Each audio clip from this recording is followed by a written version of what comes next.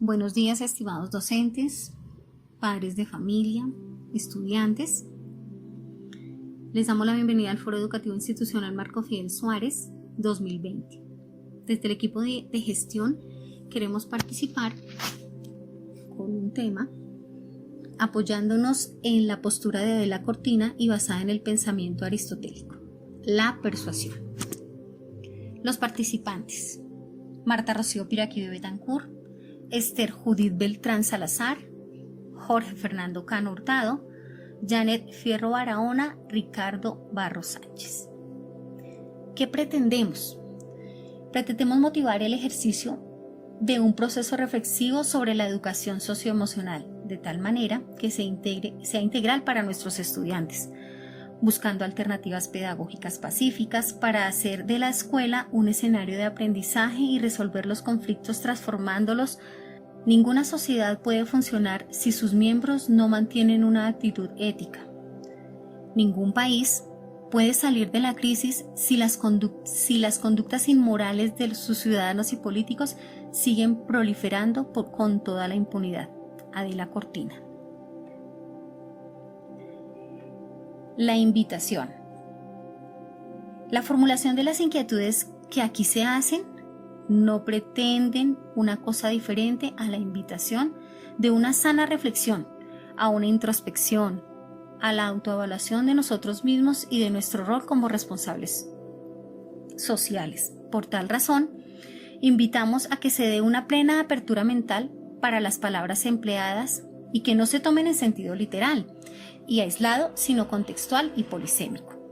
No hay alusión alguna, no hay rigurosidad terminológica, hay contextos, hay simplemente hechos, apreciaciones y sugerencias e invitaciones. Adela Cortina nació en Valencia en 1947 y definía la ética como una suerte de reflexión filosófica sobre la moral realmente vivida. En este sentido, la ética sería algo así como una teoría filosófica de la acción humana. Fue catedrática de Ética y Filosofía de la Universidad de Valencia. Menciona además los principios éticos como la aplicación muy importante hacia la sana convivencia del ser humano con la sociedad. Hay dos valores claves para construir un buen carácter: la justicia y la felicidad. La felicidad no debe ser contraria a la justicia. La dificultad en nuestra escuela está al interpretar esa justicia, está en aceptar la decisión contraria, sin llevarla al terreno de la frustración y la infelicidad. Lo complejo está en interpretar la postura del otro como una posibilidad válida. Para abordar el tema que nos ocupa en la presente ponencia, la persuasión, una respuesta del maestro ante la situación actual, vamos a hacer aclaraciones, unas precisiones con relación a unos términos. La filósofa Adela Cortina hace un aporte bien interesante con la palabra aporofobia. La define como el rechazo al pobre, afirmando que es la fobia a los más vulnerables y menos aventajados. Ese término lo trabajó en su ensayo Aporofobia, el rechazo al pobre, un desafío para la democracia. Entonces ese es el primer término del que hacemos claridad. Segundo término es sobre la ética y su funcionalidad. ¿Para qué sirve realmente la ética? Ella hace un cuestionamiento interesante en el que aborda el término de ética y el término de las responsabilidades políticas sociales que se tiene frente al desempeño cotidiano. Y pues es valioso tomarlo desde nuestro trabajo también como docentes. La filósofa afirma, abro comillas, que si no tomamos nota de lo cara que sale la falta de ética en dinero y en dolor, el costo de la inmoralidad seguirá siendo imparable. Y aunque suene atópico, seguirán pagándolo sobre todo los más débiles, o sea, los más pobres. Efectivamente, esta época nos depara demasiados ejemplos de las consecuencias y es preciso recordar que la ética sirve, entre otras cosas, para abaratar costos en dinero y sufrimiento, en aquello que está en nuestras manos lograr, en aquello que sí depende de nosotros, y también para aprender, entre otras muchas cosas, que es más prudente cooperar que buscar al máximo beneficio individual, caiga quien caiga. Entonces, esa es una posición bien interesante con relación a la visión ética y que deberíamos abordar desde la posición de maestros. Afirma la filósofa, y pues nos vamos acercando a la propuesta nuestra, y es que la ética tiene que ver con el ethos, con el carácter que se forjan las personas y las organizaciones, con los hábitos que adquieren día a día para actuar de una forma excelente, desde la convicción de que hacerlo así o actuar así es lo que corresponde. La ética tiene que ver también con la justicia, con ese percatarse de que cualquiera que sea afectado por una actividad social tiene que ser tenido en cuenta al tomar las decisiones que le afectan. Cuando abordamos el tema de la presente ponencia y le llamamos la persuasión, vamos a atender el término la persuasión como o vista como una argumentación eficaz. En ese sentido, el maestro debe ser capaz de encontrar los medios más adecuados en cada caso para persuadir. La oratoria funciona, no la imposición. A menudo cuando hablamos de persuasión pensamos en manipulación, pero en realidad la persuasión es una estrategia para la obtención de un consenso y la unión. La persuasión invade esferas profundas y complejas del ser, y para que sea ética, porque esa persuasión debe ser ética, es necesario que respete ciertos principios y ciertos valores del persuadido. Entonces aquí ya abordaremos como una tríada o los 3 pilares de la persuasión de Aristóteles. Entrando ya en materia, vemos que los 3 pilares de la persuasión, de acuerdo con la postura aristotélica, son el ethos, el pathos y el logo. El logos muy dirigido hacia la racionalidad, hacia los aspectos que tienen que ser respaldados por datos, por lo evidente. El pathos, que es efectivamente el puente que se teje entre lo puramente cognitivo, el conocimiento como tal, y lo afectivo, que es la parte que compromete al individuo con el conocimiento, y el ethos, que es la credibilidad, aspecto que bien vale la pena revisar en cada uno de nosotros, por cuanto la credibilidad es un aspecto fundamental en lo que tiene que ver con el contacto con nuestros estudiantes. Cabe preguntarse entonces por qué un famoso violinista llena una sala de conciertos y al día siguiente, tocando en una estación del Transmilenio, se encuentra con que ni una sola persona está dispuesta a escucharle.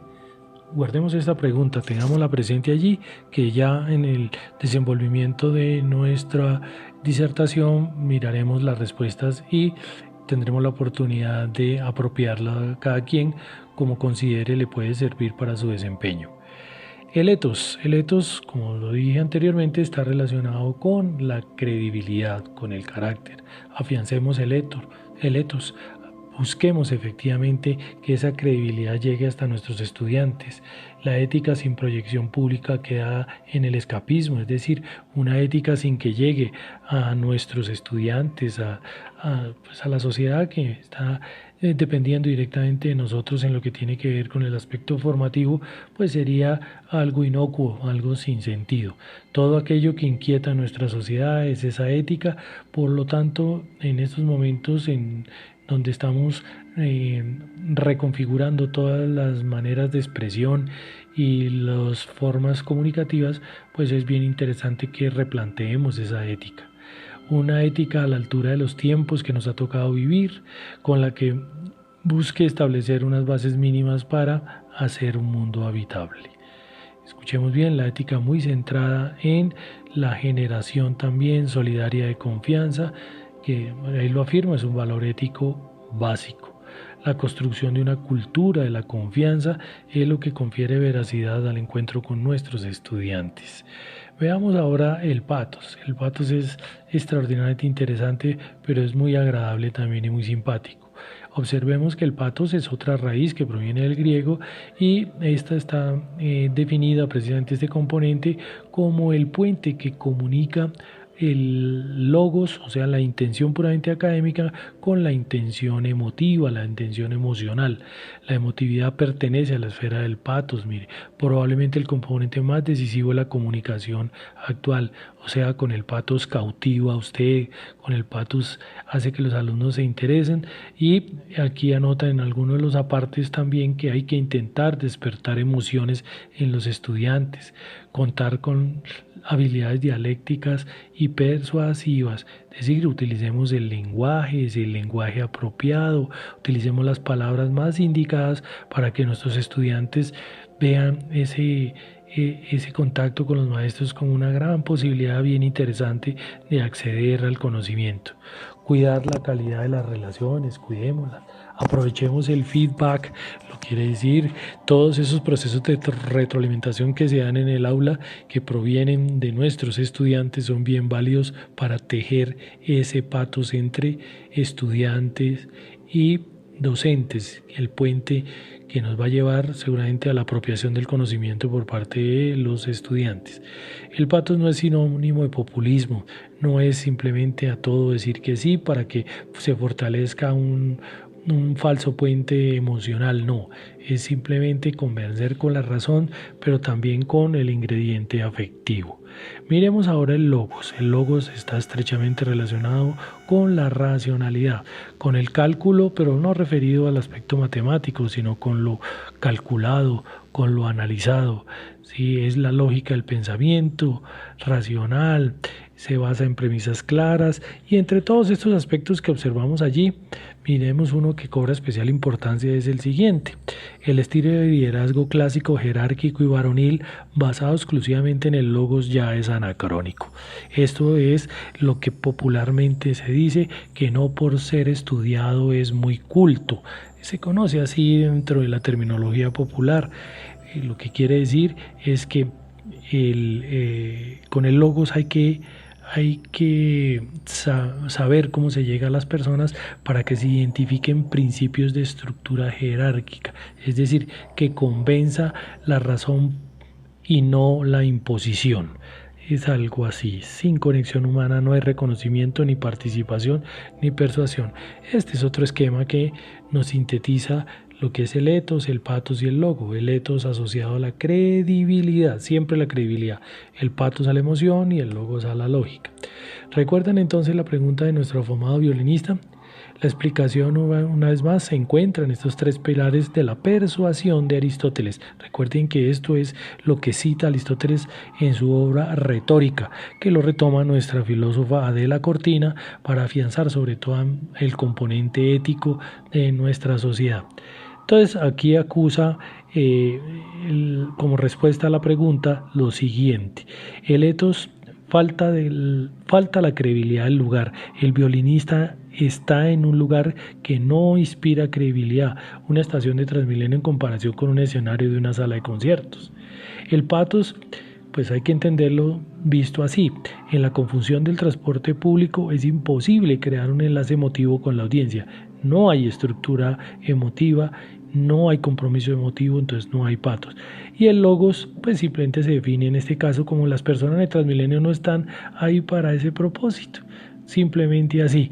Quien tuviera pronto el chance, la oportunidad de detenerse un poco a observar el violinista, probablemente lo hará, y en ese momento generará un patos interesante y un etos, pero en términos generales no va a haber ninguno de esos componentes porque no es el lugar indicado. Veamos, si aplicamos este modelo también a nuestras situaciones profesionales, vemos que nosotros somos siempre los mismos violinistas experimentados y talentosos en nuestro trabajo.